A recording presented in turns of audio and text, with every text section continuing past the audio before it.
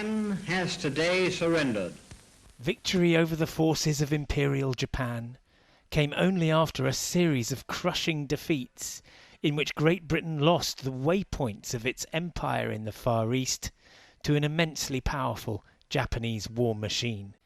In the midst of a desperate British attempt to slow the Japanese advance in what is now Malaysia was a young infantry officer called Peter Kemmis Betty, who was decorated for the courage he showed in what was a fighting retreat.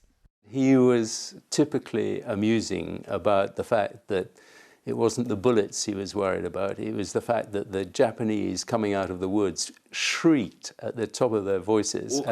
War cries. And apparently it was a really terrifying noise as they came out of the woods. Peter was taken prisoner in Singapore in 1942, along with thousands of other Allied troops, and interned in the vast Changi prisoner of war camp.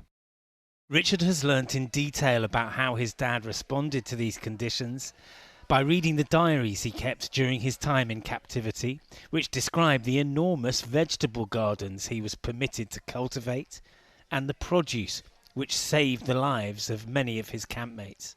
He had planted, or talks of having just planted 45,000 sweet potato plants. That must have been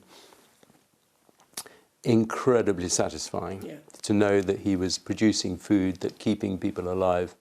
For 300 miles, the railway was driven straight across country. Peter spent the rest of the war in Changi, which meant he escaped the fate of those prisoners who were sent north and worked to death on the railways Japan was building on the land it occupied in Thailand and what is now Myanmar. Decades later, at home in England, his son had a question about the type of car his father had chosen to buy. I asked him, how come you have a... Sorry.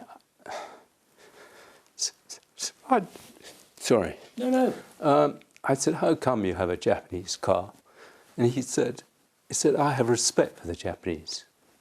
He saw them, I think, as just like everyone else.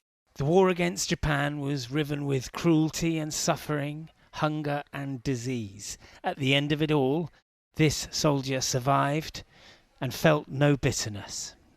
Geraint Vincent, News at 10.